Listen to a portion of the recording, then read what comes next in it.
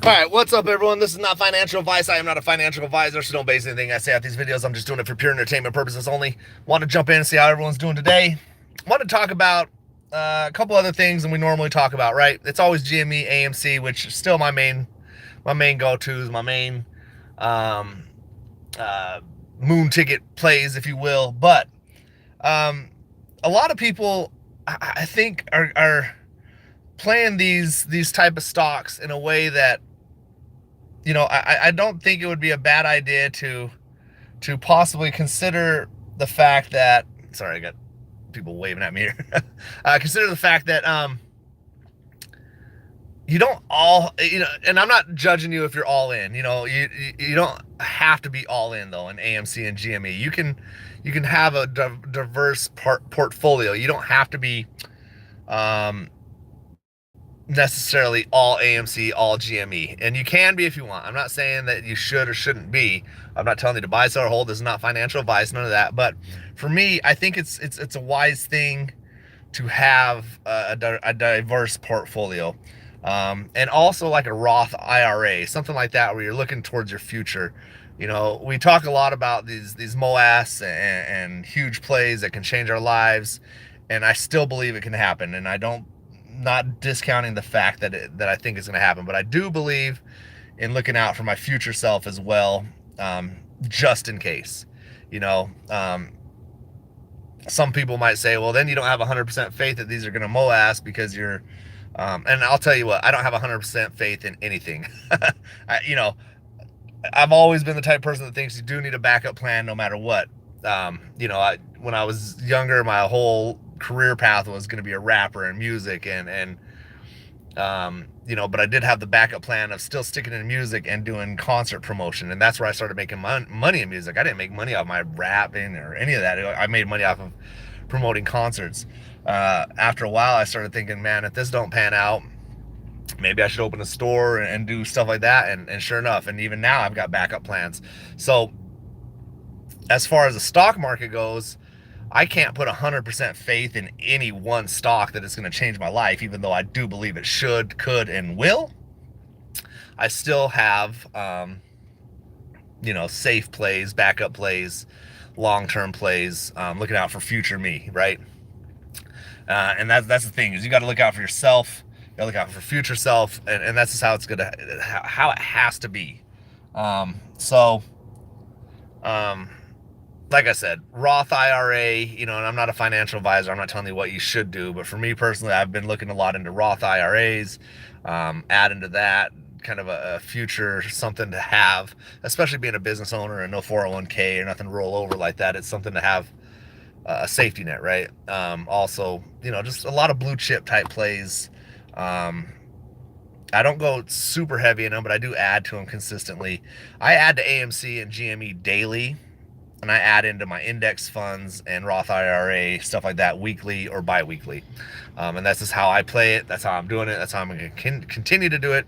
And, in the last 2 or 3 years, I'm starting to see gains all over the place from it. Obviously, you got to monitor the market, and if you feel like it's going to crash or it does crash, and bam, you can pull out and go back in. But for me, I'm kind of just going to weather the storm on a lot of these blue chips or index funds, or like my Roth IRA. I'm going to just let it, if it crashes, then hey, I'll add more. And I believe in the market to an extent that it'll never go away. It may crash, but it'll go up consistently. Throughout decades, you've seen higher lows, and there's been plenty of stocks that I've sold back in the day that I'm looking at now that I'm like, damn, I should have kept those because they've gone up a consistent amount. So what's up, Juan? What's up, Juan Cortez? What's up, Blackbird? How's it going? Just chilling, man. Just talking about, other plays. Obviously, I'm not telling you to discourage you or anything. I do believe AMC and GME should squeeze, and I do believe they will squeeze, in my personal opinion. But like I said, I don't have 100% faith in anything. Like, it sounds messed up, right?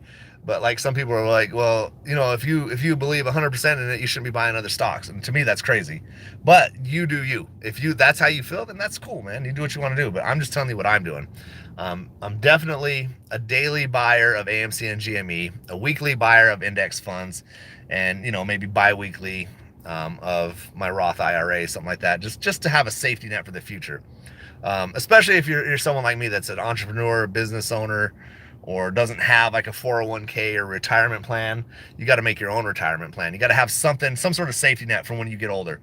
Now, if or when one of these AMC or GME squeezes, and let's say, hypothetically, let's just say tomorrow it just goes up to $500 and you cash out with $1 million, and you're like, oh my God, then you got to think of, you're going to get taxed on that. You got to be careful when you get that type of money. Once you hit like $1 million can go fast these days. $1 million, to be honest, in this day and age is more like 100 grand was a couple decades ago. So $1 million now, it would be nice. I'm sure everyone would like to have $1 million in their account, but to be honest, let's see, shut these off for a second. Sorry, I'm trying to figure out this. Yeah, so like I said, $1 million can go fast now, and I think for me personally, if I were to hit, big if or win, whatever, how you want to look at it, I can't guarantee anything, obviously, but if one of these plays were to squeeze and I pulled out $1 million and you have to pay your taxes and maybe put a little bit away and you wind up with 500 grand, in the bank, that can disappear real fast if you're not careful with it. So, those are the type of things. If let's say you cash out, you got 500 grand, I would definitely allocate half of that into, something safe. Then maybe put like 100 grand away in the savings, and then you got maybe 100 grand to play with in the market, you know what I mean? And then you pay some bills and you're right back where you're at. So even if AMC or GME pumps and you hit $1 million, you're still, it can change your life, but you can go right back to what you are or how you're living now very fast if you're not careful with it. So anyway, that's all I'm saying. What's going on in the comments here, man? They look like you have a high school girlfriend who brags about you being MS-13. I've been getting a lot of trolls in here, man.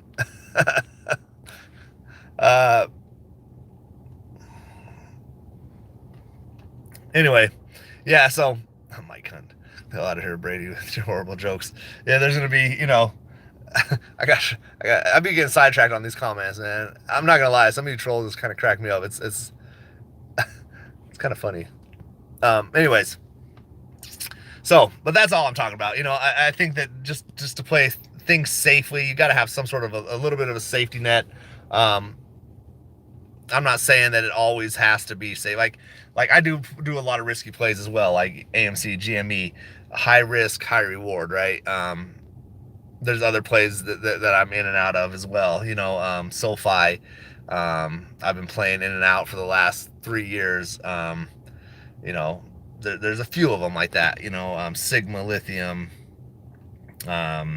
Bitfarm, a few plays that I've been able to thankfully get in and out of and make some profit off of. But like I've had some like VRM that I was sure I was gonna, I had been making small chunks off of it, so I finally went big on it. And then when I went big on it, it did the stock split, and now I'm just holding the bag, so I think the stock market to some degree is somewhat of a gamble. Not really, it's more of a safe than a gamble. It's safer than gambling, but there is the possibility of you losing your money or holding the bag until it comes back.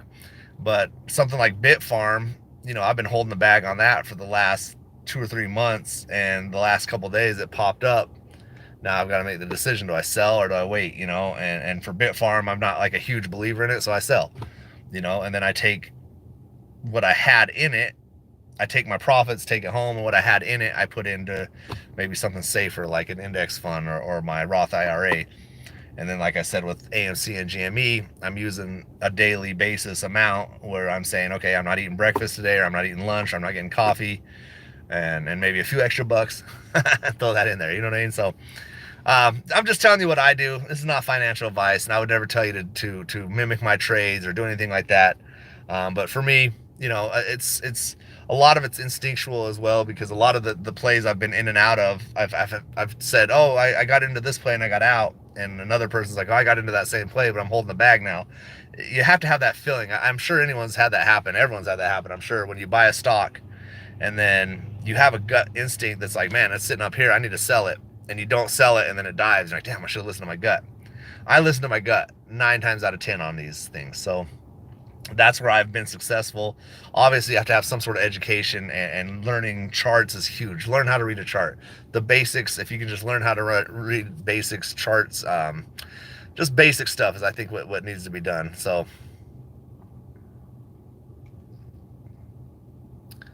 yeah, I don't know. Any questions in the comments this morning? Oh man, this comments crack me up.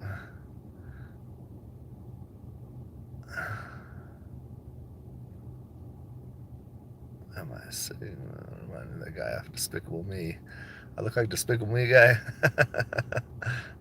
Nice to see priests are starting to stream. All right, so nothing going on in the comments really. Yeah, Mike, definitely though. I think the gut is huge. It is, and I've always preached this, you know, as far as instinct, you've got to follow your instinct. Don't get it confused with your paranoia or your you know, there's certain ways you can get your instinct mixed up with like paranoia or emotion. You know, you've got to have instinct without emotion. If you can learn how to master that, you can do a lot in life.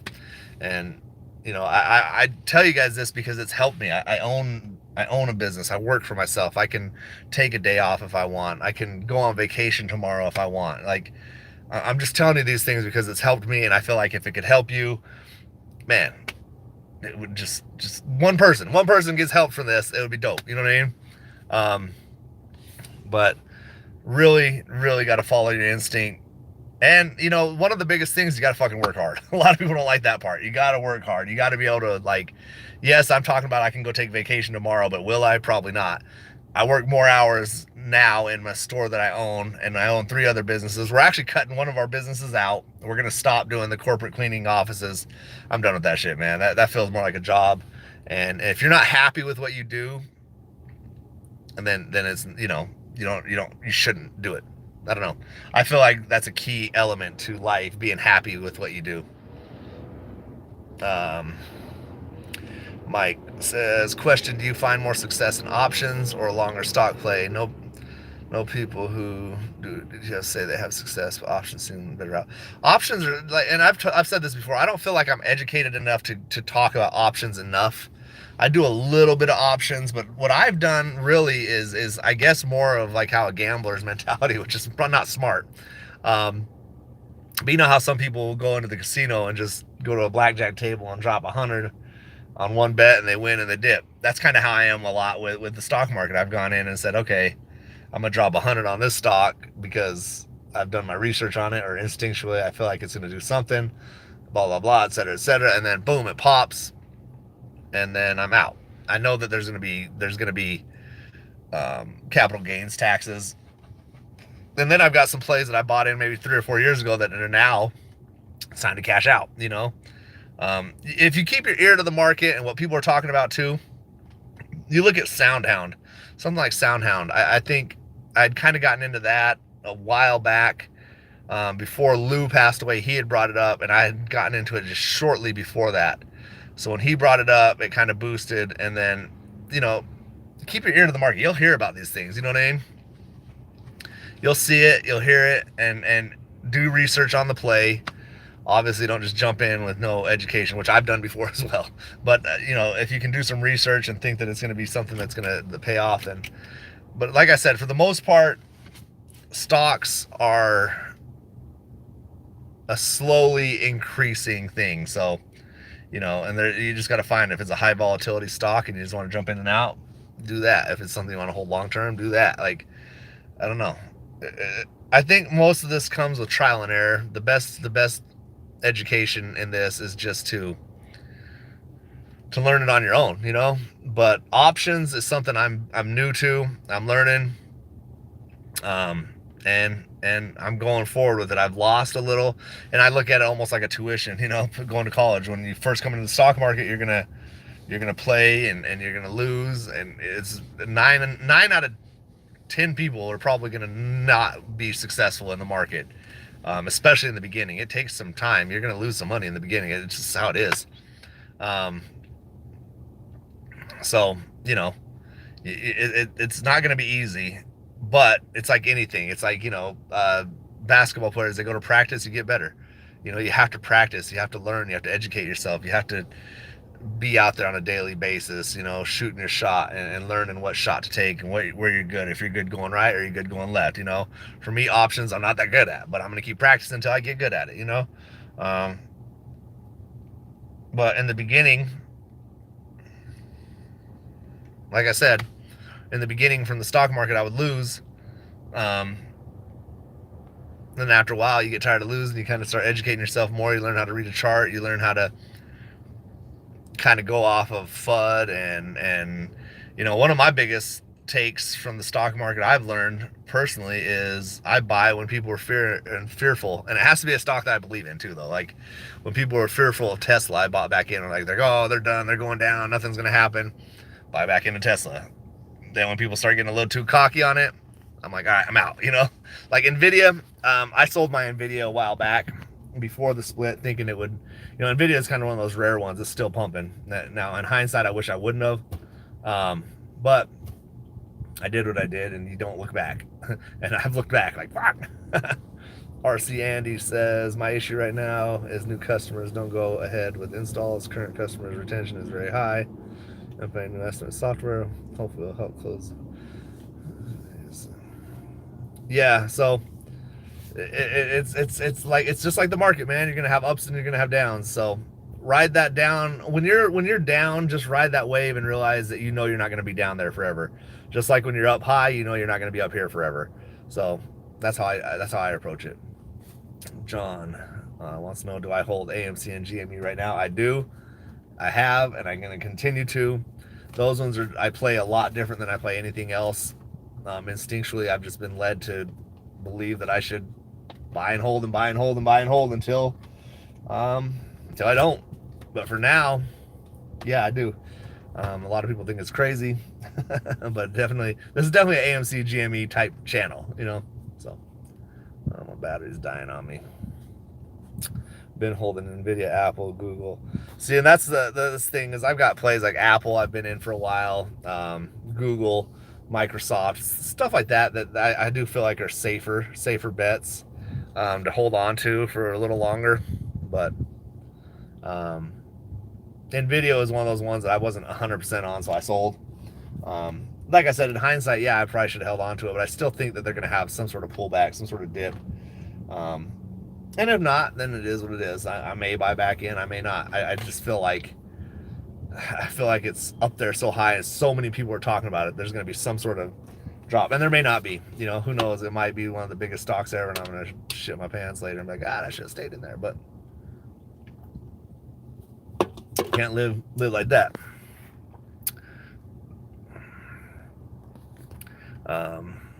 Put 5K in Nvidia in high school. Yeah, man, that's dope. So with Nvidia, for me, I didn't go that heavy. I'm telling you, just like with Nvidia, it was one of those ones I kept hearing people talk about when it was at around 150 a share. By the time I bought in, I think I got in at 188, 189. And then I kind of went upward, I averaged up a little bit. And I was only in maybe $1,200, something like that. And I pulled out with a decent profit. Felt good about it. But, that could be one of those ones that, 10 years down the road, I'm like, wow, did I pull that out? It's just like the guy who bought pizza with Bitcoin, that story. It can happen. And I sold Bitcoin at a bad time. So I'm not saying like everything I do is perfect. I've done a lot of bad moves. I sold Bitcoin. I had Bitcoin at like $10,000, $11,000 average at some point. Sold it at like 30, most of it at 30, then bought back in. Now my average is around like 36,000, and I'm sitting here holding it. But I'm thinking, man, if I would have bought heavier in back when it was 10, when my gut told me to buy. But hey, it is what it is, right? Anyways, man, I appreciate y'all for tuning in. I really gotta jump just because my battery's at like 4% and I don't want it to die on us here. But just want to jump in, man, and give y'all a shout out. And check this message real quick. Hold on. How much is this? Sorry, my bad. I apologize. I'm right outside of my store, and I'm getting a text message on how much something costs because I don't have a price tag on it. So, like I said, don't forget to look out for future you, man. You're going to be hopefully living a long, prosperous life, and don't forget to look out for future you, the old man, the old version of you, or old woman, whatever you are, old unicorn, whatever you identify as. Don't forget to look out for the older version of you. Yes, it's good, and I do believe in AMC and GME, but I do believe that it's smart to get you some safe plays. Roth IRAs, probably not a bad idea. Not financial advice. I'm not telling you what you should do, I guess, but I'm just more along the lines, kind of, I guess, maybe speaking to myself. If I was watching this, what I'd want to hear, I don't know. Like I said, I'm not a financial advisor. I can't tell you to buy, sell, or hold, and I never would. But I just think it's a wise thing to have some safety net as well. So appreciate you guys for tuning in. Down to 2% battery. It's going fast. I'll try to jump back in later on if I can, go over some charts, see what GME and AMC are looking at. I will say that I think it's going to be, they're not doing too much right now. I was hoping to see a nice little pop, but we'll see. You know, I'm hoping that every day though. You know what I mean? So thank you guys. Hopefully you have a good week. Hopefully, you know, well, we got one more trading day, and then it's crypto weekend. Have a good one. Peace. Let's get rich soon.